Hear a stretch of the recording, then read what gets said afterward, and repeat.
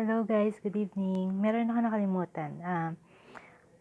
Yung tip po para sa pagtatap ng back ng may pasyenteng bedridden na may cuff.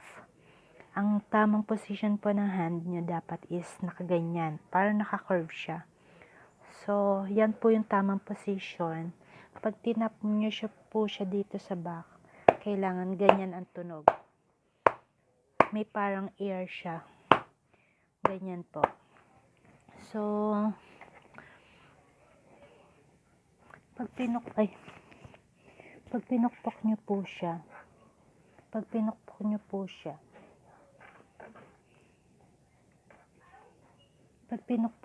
siya, dapat naka-curve siya. At least, 40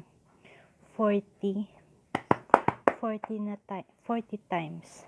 Okay na yun. Yan, dire-diretso yung ganyan. Mas madali pag dalawa yung kamay.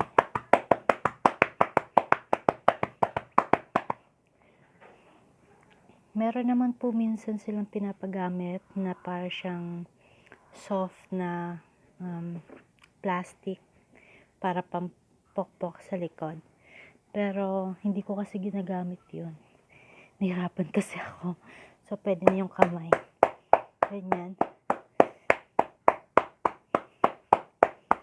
Yan. Side by side, kailangan nyo siyang pukpukin. Tapos, if ever, pwede nyo namang i-massage after nyo ipukpukin para at least yung sakit. Masakit din kasi sa likod yun. Kaya, kailangan massage nyo rin yung back ng pasyente niya. Ayan po, salamat po. Nakalimutan ko kasi kanina sa video ko kanina. Sana nakatulong po. Please like, subscribe, saka sabihin nyo lang po kung ano yung gusto nyo malaman about sa caregiver na work dito sa Taiwan. Salamat po. Sana nakatulong po ako sa inyo. God bless. Happy New Year.